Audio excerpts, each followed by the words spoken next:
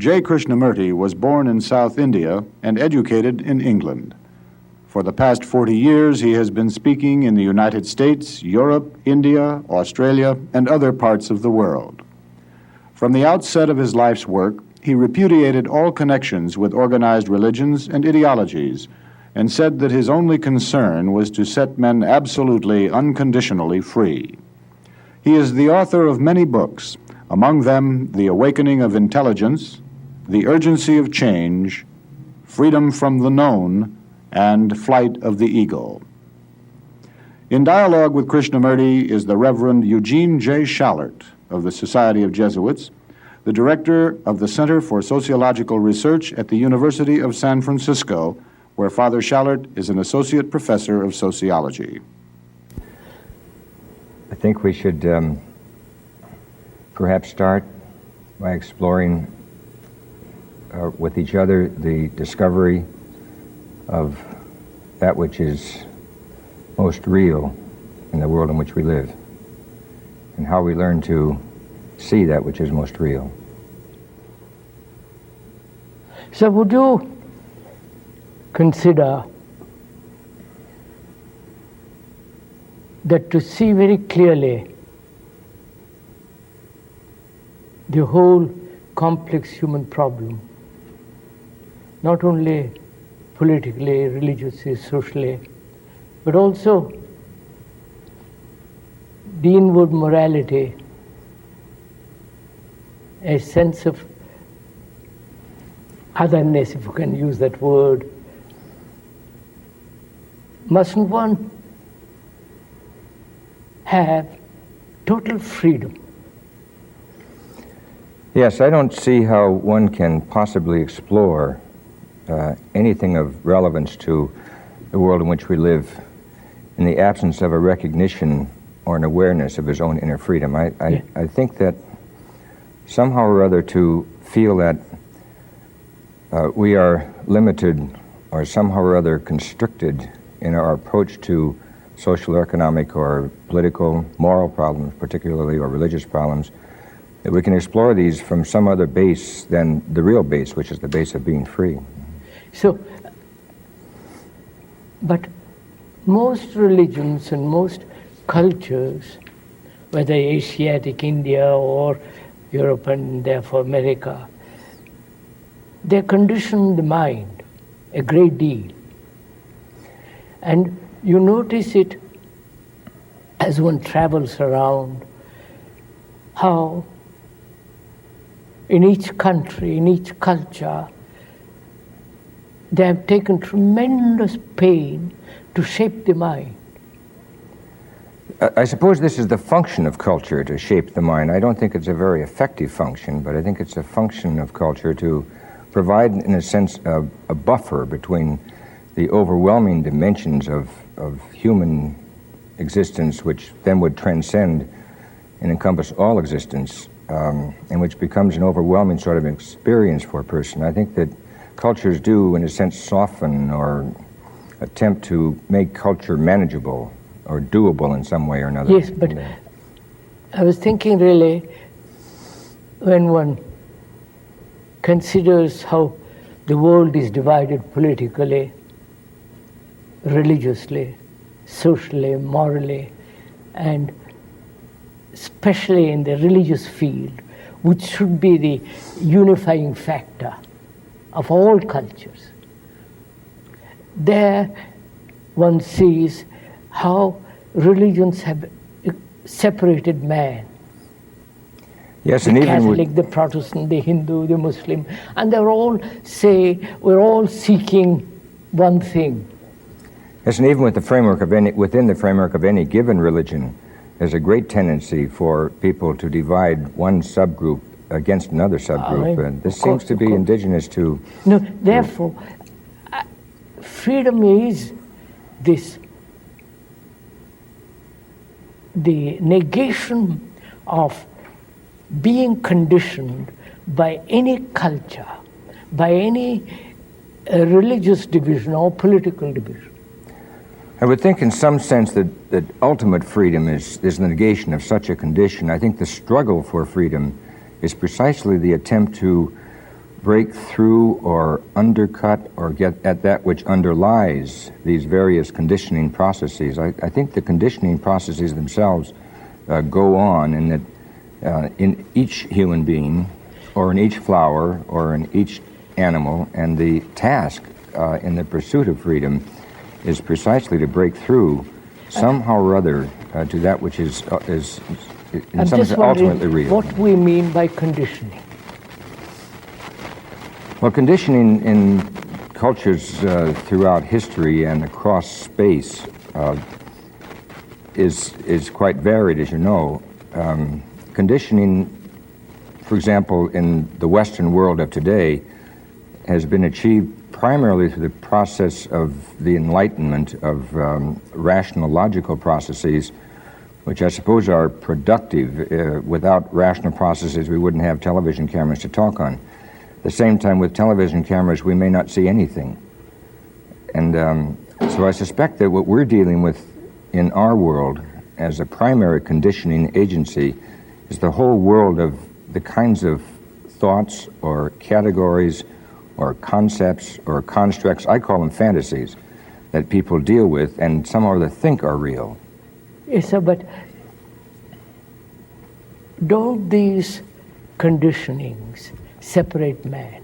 Unquestionably, yes. They separate man both within himself and outwardly and outwardly, yes. So, if we are concerned with peace, with ending war, with living in a world in which this terrible violence, this separation, the brutality and all the rest of it is to end, it seems to me that the function of any serious religious man, because I feel religion is the only factor that unifies man. Yes. Not politics, economics, and all the rest of it, but the religious factor. And instead of bringing man together, religions have separated man. I'm not sure that that's quite right. I think that religion has been defined by cultures as a unifying force between men. There's not an awful lot of evidence in history that it's ever achieved this particular function. No. This may also be a function of the limiting dimensions of any given religion, or the inability of religious people to, in some way or another, transcend their own religious concepts or their own religious legends or myths or dogmas, whatever you want to call them. And I think that there is, in fact, a deeper base for unity. One can't get to the deeper unless one is free from the outer. My mind won't go very, very deeply unless there's a freedom from belief, from dogma.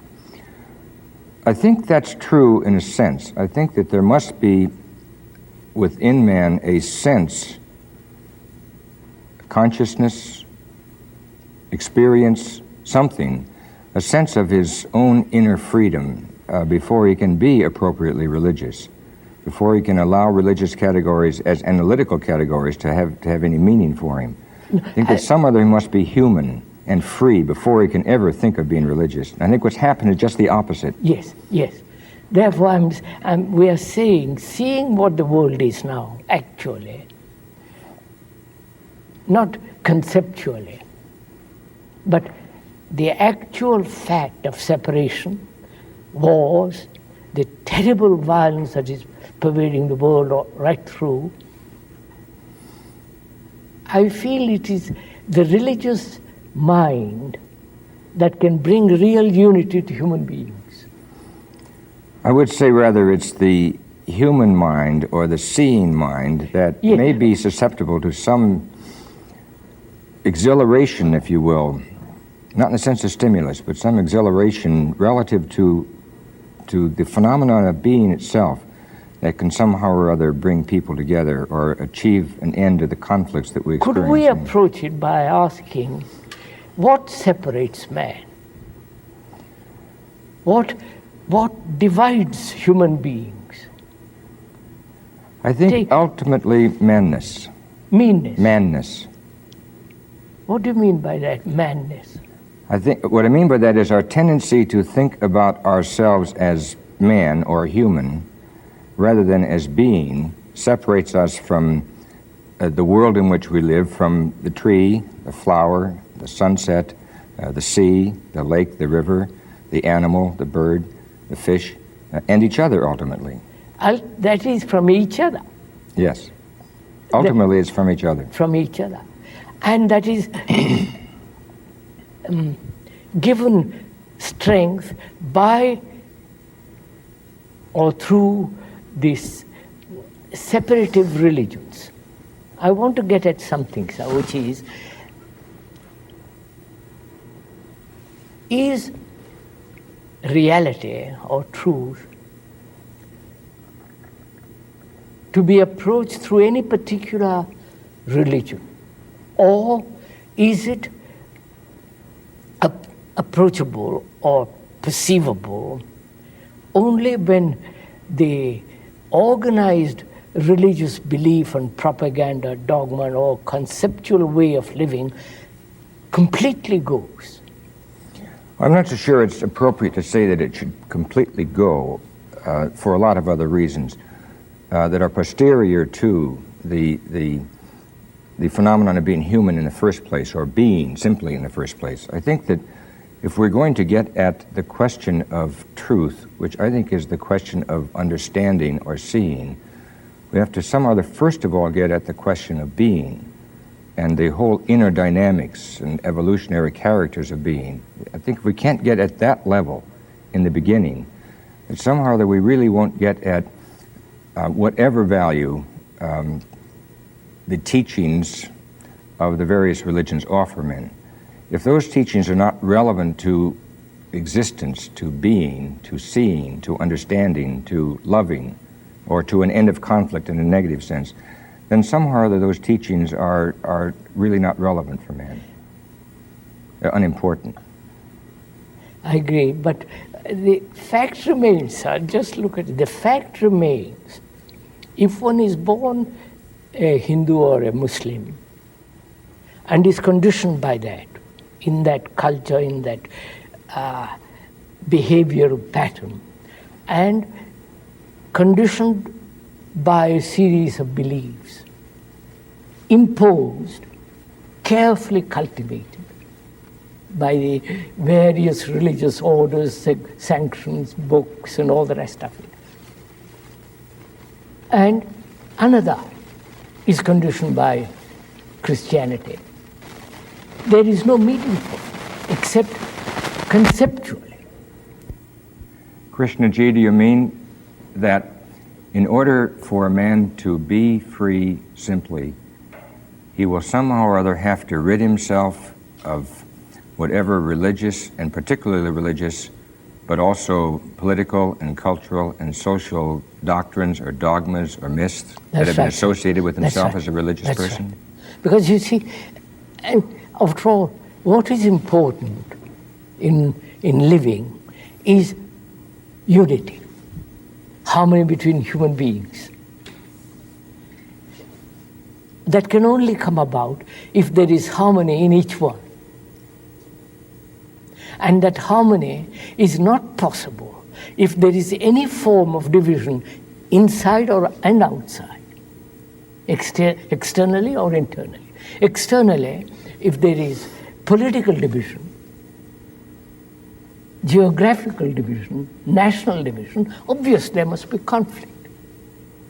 And if there is inward division, obviously it must breed in great conflict, which expresses itself in violence, brutality, aggression, and all the rest of it. So human beings are brought up in this way. A Hindu, a Muslim are at each other all the time.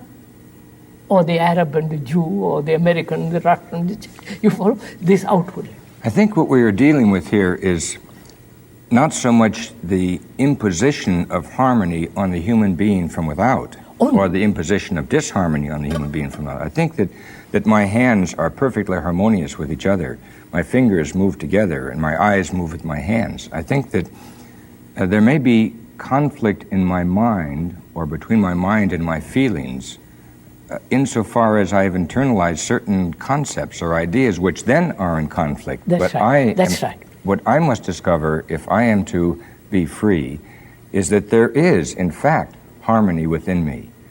And I think if I am to be one with you, I must somehow or other discover from my hand, tell me what it's like to be a part of something, because my hand is already harmoniously existing with my arm and with my body and with you. But then my mind sets up these strange dualities. So that's the problem, sir. Are these dualities created artificially, first of all? Because you are a Protestant, I'm a Catholic, or I'm a communist and you are a capitalist. Are they created artificially? Because each society has its own vested interests. Each group has its own particular form of security. Or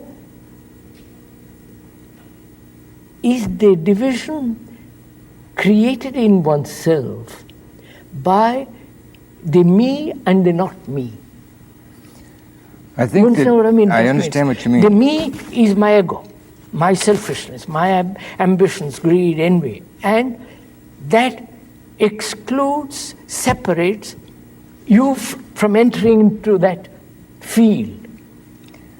I think that really the more one is conscious of his selfishness, his greed, his ambition, or on the other side of the fence, his security, or even his peace in a superficial sense, the more unconscious he is of the inner self who is in fact already one with you. However much I may be unaware of that. Just a minute, sir. That becomes a dangerous thing, because the Hindus have maintained, as most religions have maintained, that in you there is harmony, there is God, there is reality in you. And all that you have to do is peel off the layers of corruption, the layers of hypocrisy, the layers of stupidity, and gradually come to that point where you are established in harmony, because you have already got it. I think that the Hindus don't have a monopoly on that particular way of thinking. I don't We say Catholics that. have the same problem. Same problem, And, of course. I think that what we're confronted with a discovery, with the discovery of seeing, of understanding, of loving, of trusting, all these primary sorts of words. We're confronted with the discovering of these things. And peeling back layers, I do not think is the way of discovering them. I think rather, whether it be layers of corruption, of goodness or evil, whatever, that is not the way of discovering them. One does not abstract from or pretend away his sense of evil within himself in order to find himself. What is required, it seems to me, is a penetrating, empathetic, open, free mind. Yes, sir, but how does one come to it? How does one, with all the mischief that one is brought up in or one lives in, is it possible to put all that aside and without effort? Because the moment there is effort, there is distortion. I'm sure that is true. Without effort, that is activity, behavior, too much conversation, but certainly not without the expenditure of enormous amounts of energy. That energy can only come if there is no effort. Precisely, they can only come in the absence of If energy. there is no friction, then you have abundance of energy. Precisely. Friction destroys Yes. some other energy. It dissipates If energy. friction exists when there is separation Right. between what is right and what is wrong, between what is called evil and what is called good. If I am trying to be good, then I create friction. So the problem is really how to have this abundance of energy which will come without any conflict, and that one needs a tremendous energy to discover what truth is. Or goodness is. I think that if we deal with goodness in the sense that you used it there, one tries to be good, we're dealing with codes, with law. I don't mean that. Goodness, moral goodness in some sense. Goodness only flowers in freedom. It doesn't flower within the law of any religious sanctions or any religious beliefs. Or political or economic. Of course. There's no question about that. So I think then if we're going to discover the inner meaning of freedom, we somehow there have to, and of goodness and of being, we have to say to ourselves, the reason we have not discovered this, or one of the reasons why we have not discovered this, is because we have within ourselves this strange tendency to start with the surface of things and never to end. Yes, we stop there, where we started. So could we come to this? Suppose you and I know nothing. No religion. We have no conceptual knowledge. No conceptual idea at all. I have no belief, no dogma, nothing. And I want to find out how to live rightly.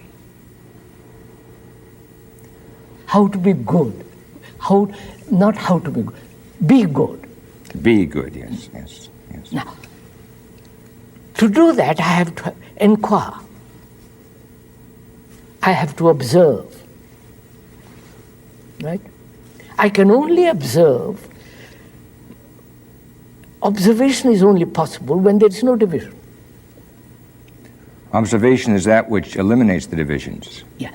When the mind is capable of observing without division, then I perceive. Then there is perception. It's in any scene that takes place that is more than conceptual or categorical scene or observing constructs, mental constructs, in any scene that takes place, a truth is encountered, and being and truth and goodness are all the same thing. Of course. So the question then is, why do I have to think about truth as though it were associated with the logical consistency of categories, rather than think about truth as though it were associated with my being itself? If I have to somehow or other always partialize my world, we spoke of the dualities, to think of, as we frequently do or did in the Catholic religion, of the duality of body and soul. And good and evil, incarnate in one form or another. If we have to always think that way, then we shall never find what it means to be good. To be good, yes. Or to be truthful, or to be at all. I think this is the problem, and as you suggested, there are so many centuries of cultural conditioning from all perspectives, that it's difficult. Well, human beings are brought up in this dualistic way of living. Yes, obviously. Yes. And maybe we could do this better if we could not consider the obvious dualities of good and evil, of the sacred and the profane, of right and wrong, of truth and falsehood. We wouldn't think any of these dualities, but could somehow or other come to grips with the duality that bedevils us the most, the duality of you and me, of man and woman. Yes, duality of me and you. Now, what is the root of that? What is the source of this division as me and you? We and they. Politically, you follow? There cannot be any source of this in us because we are one, like the fingers of my hand are one. We're not aware of it. No, I know. When you say we are one, that is an assumption. I don't know. I'm one, actually, The division exists, and only when the division ceases, then I can say, I don't have to say I am one. There is a unity. When you say I am, you are saying I am one. Or No. adding one is redundant to I am. That's why I want to go a little bit into this, because there is only, as human beings live, there is me and you. My God and your God, my country and your country, my doctrine. This me and you, me and you. Now, the me is the conditioned entity. Yes. The me is the conditioned entity. No, let's go step by step. The me is my condition, is the conditioned entity. The conditioned entity brought about, nurtured through the culture, through society, through religion, through conceptual, ideological living. Me that is selfish, the me that gets angry, violent, me that says, I love you, I don't love you, all that's me. That me is the root of separation. Unquestionably. In fact, the very terminology you use betrays the substance of your idea. The word me is an objective pronoun. Once I have made of myself something out there to look at, I shall never see anything which is real, because I am not out there to look at. Once I make freedom something out there to pursue, then I shall never achieve freedom. Of course. Once I make freedom something out there that someone will give me, that's... then I shall never achieve all freedom. authority, all that can be pushed aside. Yes. There is me and you. As long as this division exists, there must be conflict between you and me. Unquestionably. And there is not only conflict between you and me, but there is conflict within me. Once you've objectified yourself, there must be conflict within you. So I want to find out whether this me can end, so that me end, that's not good enough to say, not so that. Yes, because there is obviously no so that if the me ends. Yes. Now, the me, is it possible to completely empty the mind of the me? Not only at the conscious level, but at the deep unconscious roots of one's being. I think it's not only possible, but I think it's the price that we must pay for being, or being good, or being true, or being at all, living. Is the price to live? The price we must pay is to rid ourselves of meanness. Is there a process, a system, a method to end the me? No, I don't think there's a process or a method. Therefore, there is no process. It must be done instantly. Now, this we must be very clear. Must because be done. All the religions have maintained processes. Whole evolutionary system psychologically is a process. If you say, and to me that's a reality, that it cannot possibly be a process, which means a matter of time, degree, gradualness, then there is only one problem, which is to end it instantly.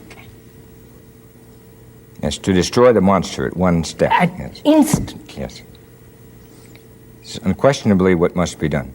We must destroy meanness. No, destroy, I won't use the ending of the me, with all the accumulation, with all the experiences, what it has accumulated, consciously and unconsciously, can that whole content be thrown out? Not by effort, by me. If I say by me, I'll throw it out, it is still the me. Yes. Or if I throw it out by exertion of will, it is still the me. The me remains. It is not, clearly, in my mind, it is not an act or an activity of the mind, nor an activity of the will, nor an activity of the feelings, nor an activity of the body, which will help me to see me. Pardon me. No. help me to see. See, yeah. And since we in this world are so wrapped up with doing, with having, with acting, we really don't understand reflectively and profoundly what takes place before we act or before we possess. And I think that it's incumbent upon us to reflect backwards and see that there is seeing before seeing takes place, in the two senses of the word seeing. Just as there is loving before one becomes aware of loving. And certainly just as there is being before one becomes aware of being. Yes, sir, but it's the question of reflecting backwards, inwardly, deeply enough. Now, just a minute, sir. That's the difficulty, because the me is at a conscious level and at the deeper levels of consciousness.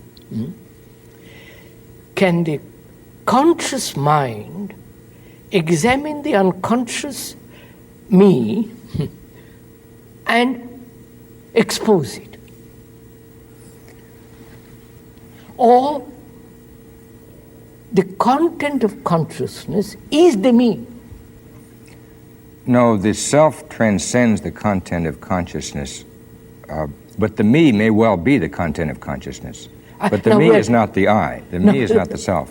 Wait. I include in the me the self, the ego, the whole conceptual ideation about myself, the higher self, the lower self, the soul, the body. All that is the content of my consciousness, which makes the I, which makes the ego, which is the me. It certainly makes the me, yes.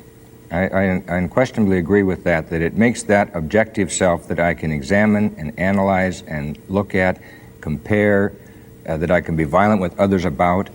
It's explanatory, if you will, or the summation of the whole thing, which you put in the word me, is explanatory of a history, of a whole multiplicity of present relationships, but it's still not getting at the reality. No, the reality cannot be got at, or it cannot flower, if the me is there.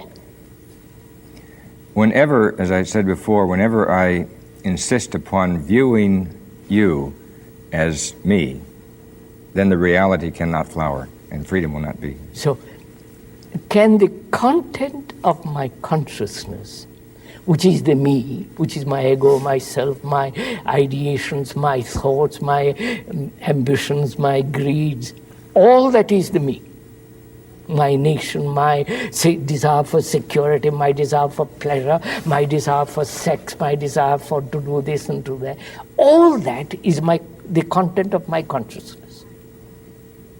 As long as that content remains, there must be separation between you and me, between good and bad, and the whole division takes place. Now, we are saying the emptying of that content is not a process of time. Nor is it subject to methodology. Methodology. So, then what is one to do? Let's look at it. Let's take time a little bit over this, because it's quite important, because most people say you must practice, you must strive, you must make a tremendous effort, live discipline, control, suppress. I'm very familiar with all that. That's all out. Yes. That has not been helpful. Not at all. No. So, how is the content to be emptied with one stroke, as it were? I would say, and maybe we could pursue this together, the content cannot be emptied by a negative action of repudiation of the content. No, obviously. So we must not, that is a blind alley. Obviously. We must not approach it that way. By denying it, you are putting it under the carpet. I mean, it is like locking it up. Yes. It is still there. It's a pretense. That just, one has to see this. One has to be tremendously honest in this. Yes. Otherwise, one plays tricks upon oneself. Yes. One deceives oneself. I see clearly, logically, that the me is the mischief in the world. Well, I don't see that so logically as simply intuitively. I mean, all right. It's not the result of a discursive act. No, of course it's not a not dialectic. analytical dialectic. You see it. You see a selfish human being, whether it's politically high or low, you see human beings selfish and how destructive they are. Now the question is, can this content be emptied so that the mind is really empty and active and therefore capable of perception? Probably the content cannot be simply emptied. I think that the content can be put in a perspective or can be seen for its inadequacy or its inappropriateness by a very energetic act of simply seeing. That's what I said in the beginning, that so long as I look at the truths of any given religion, I am not finding truth itself. And the way I discover the relative value of the truths of any given religion is precisely by seeing truth itself, in itself, not as an object. No, I cannot, the mind cannot perceive the truth if there is division. That I must stick to you. Once you have division of any kind, that's finished. Then you're in the categorical level, and then you will not see. Therefore, my question is, whether the mind can empty its content? Well, this is really, you follow the... I follow what you're saying, and I think you are devising a new methodology. No, I'm not devising a method. I don't believe in methods. I think it's the most mechanical, destructive things. But then you, after having said that, then you come back and say, but if the mind is if the self is really to see, it must empty itself of content. Isn't this a method? No. But why, sir, is it not a method? I'll show you, sir. It's not a method because we said as long as there is division, there must be conflict. That is so, politically, religiously. And we say division exists because of the me. Me is the content of my consciousness. And that the emptying of the mind brings unity. I see this not logically, but as fact, not conceptually. I see this in the world taking place, and I say how absurd, how cruel all this is.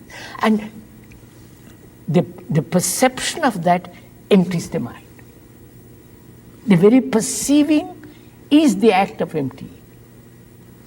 What you're suggesting is that the perception of the inappropriateness of the content of consciousness or of the me, the perception of that, the inadequacy of this or the truthlessness of the me is in itself the discovery of being. That's right.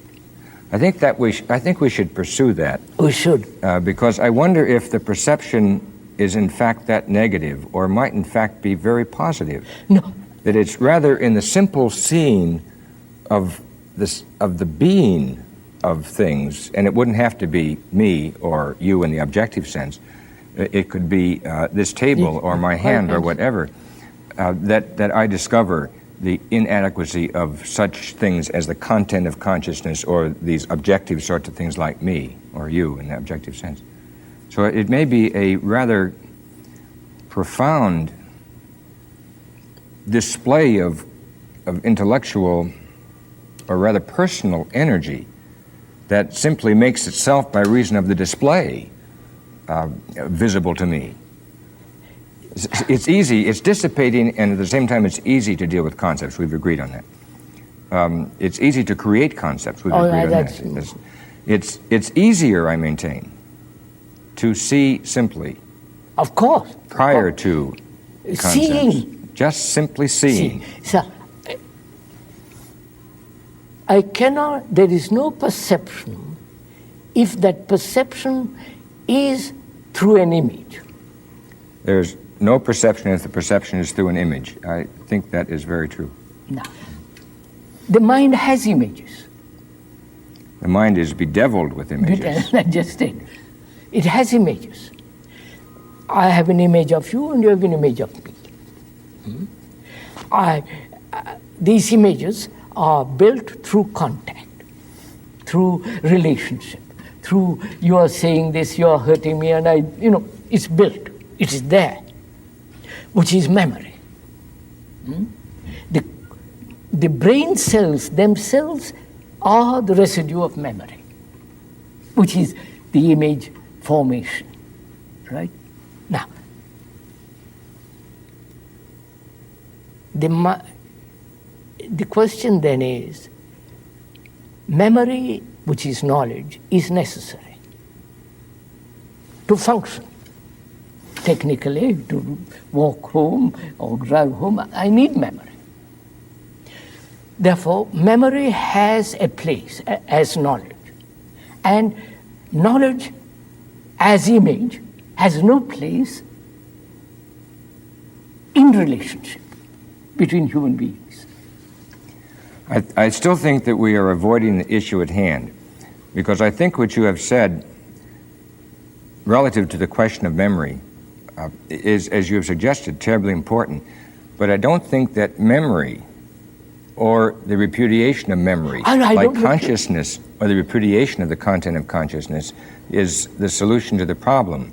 I think what we have to do is say, how is it, Krishnaji, that you, and I'm not talking methodology now, but I know that you have seen, how is it that you saw or that you see? And don't tell me what you eliminated in order to describe to me what I saw. How you simply see. Yes, now suppose you wanted to say to someone who had no such experience, you simply see, because I say the same thing myself all the time. Well, you simply see. And people say, you simply see how? And we must somehow or other, if we are to be teachers, deal with yes, this. Let me take you by the hand and I will show you how to see. I'll show you. I think that's fairly simple.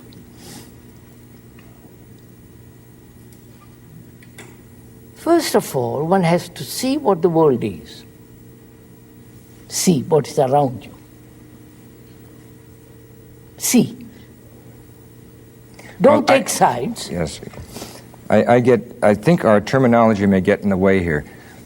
Suppose, rather than say one must start by seeing what the world is, we would start by saying, one must see the world. Not concerned with natures or categories. No, see the world. Yeah, know what's. See the world. See the world. That's the same thing. See the world. Yes.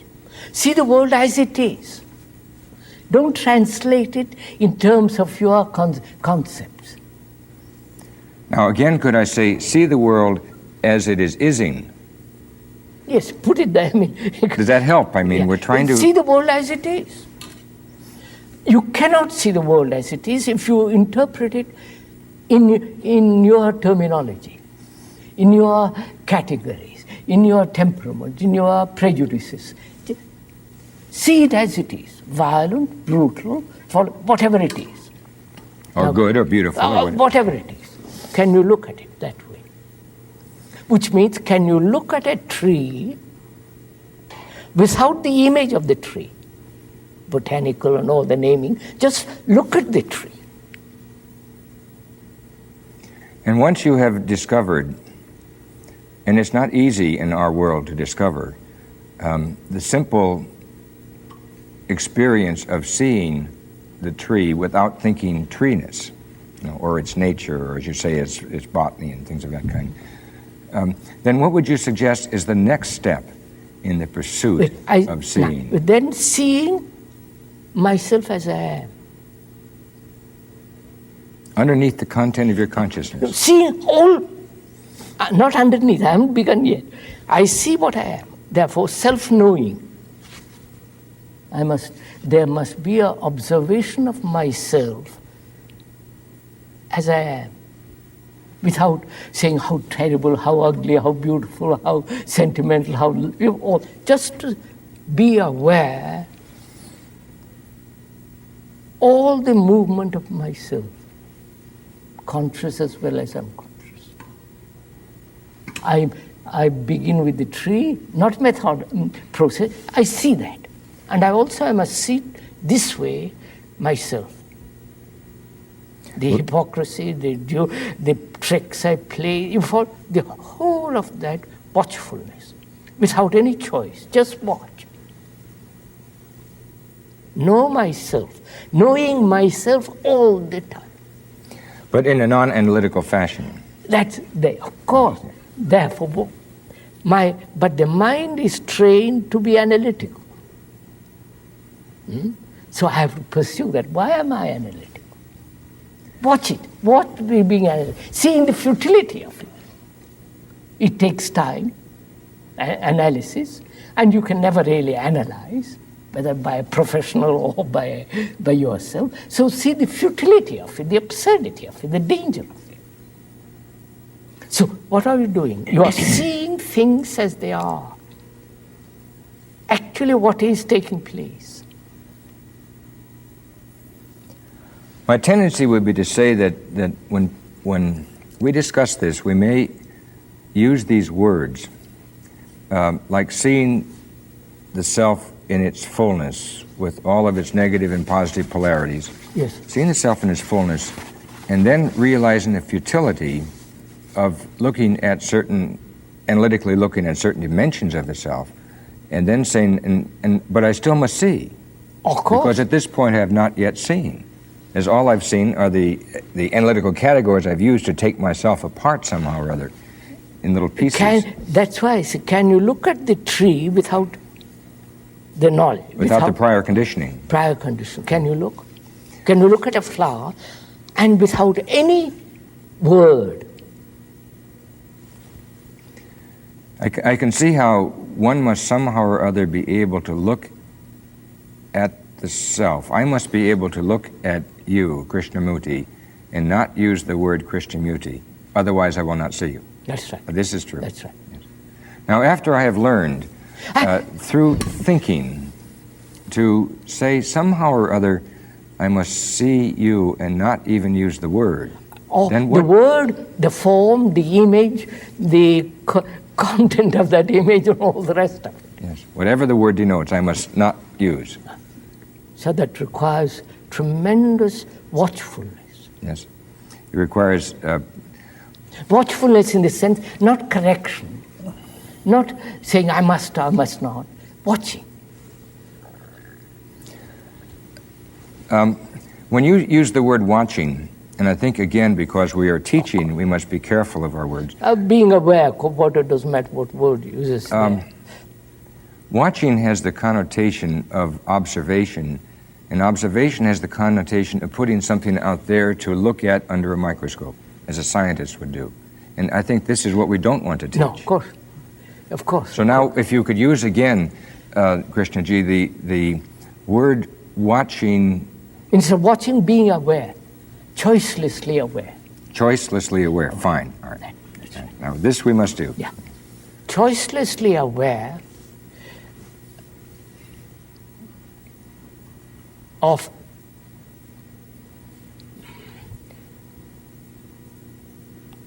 this dualistic, analytical, conceptual way of living.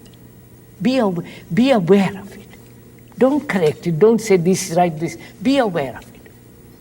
And we are aware of this so intensely when there is a crisis. I think we have another problem that precedes this one by an inch. And I think the other problem is, what kinds of questions can I ask myself in order to be aware of you and not use the categories, or to be aware of the fact that in being aware of you, I am using the categories and the stereotypes and all these other funny images that I use all the time? Is there some way in which I can address myself to you using certain kinds of words, not ideas, words that don't relate to ideas at all. Using certain kind of words that don't relate to ideas, that somehow or other will teach me, or teach you, or teach whomsoever, that there is something more important or more significant in you than your name, or your nature, or your content, or your consciousness, or your good, or your evil. What words would you use if you were to teach a young person or an old person, because we all have the problem? What words would you use in order to make it understandable in a non-rational, or rather in a pre-rational way, that you are more than your name connotes? I would use that word, I think, be choicelessly aware. To be choicelessly aware. Because to choose, as we do, is one of our great conflicts. And we, for some strange reason, associate choice with freedom, which is the antithesis of freedom. It's absurd, course, yes. Of course. But now, so then to be freely aware. Yeah, freely, choicelessly. Not in the sense of choicelessness, freely aware, yes. Now, suppose that someone would want to say, but sir, I don't understand completely what you mean by choicelessly aware. Can you show me what you mean? First of all, choice implies duality. Choice implies duality, yes. But there is choice. I choose that carpet better than the other carpet. But there, at that level, it is choice must exist. But when there is an awareness of yourself, choice implies duality. Choice implies effort. Choice implies a highly developed consciousness of limitation. Yes, yes. Choice implies also conformity. And choice implies conformity. Yeah. It's cultural conditioning. Conformity. Conformity means imitation. Yes. Imitation means more conflict, trying to live up to something. So there must be an understanding of that word, not only verbally, but inwardly. The meaning of it, the significance of it. That is, I understand the full significance of choice. The entire choice. May I attempt to translate this now? Yes. Would you say that choiceless awareness means that I am somehow or other conscious of your presence to the within of me, and I don't need the choice? The choice is irrelevant. The choice is abstract. The choice has to do with the categories. When I don't feel, having seen you, that I must choose you, or choose to like you, or choose to love you, that no choice is involved, then would you say I have choiceless awareness of you? Yes, but you see, sir, is there in love choice? I love. Is there choice? There is no choice in love. No, that's just it. Choice is a process of the intellect. I explain this as much as we can, discuss it, go into it. But I see the significance of it. Now, to be aware, what does that mean, to be aware? To be aware of things about you outwardly, and also to be aware inwardly of what's happening, your motives, your anxiety. To be aware, again, choicelessly. Watch, look, listen. So that you are watching without any movement of thought. The thought is the image. Thought is the word. To watch without thought coming and pushing you in any direction, just to watch. I think you used a better word before when you said aware. To be aware. Yes, sir. Because it's an act of existence rather than an act of the mind or the feelings or anything. So then I have to somehow or other become, eventually, and therefore be aware in a precognitive sense of your presence. Be aware. That's and this antecedes choice. Yes. And it makes choice unnecessary. There's no choice. Be aware. No choice. There's no choice. Be aware. Choiceless awareness is. From there, there is an awareness of the me. Awareness, how hypocritical, how, the whole of the movement of the me and the you. But sir, you're moving backwards now. I moved so that we related to, so that there is this quality of mind that is free from the me, and therefore no separation. I don't say we are one, but we discover the unity as a living thing, not a conceptual thing, when there is this sense of choiceless attention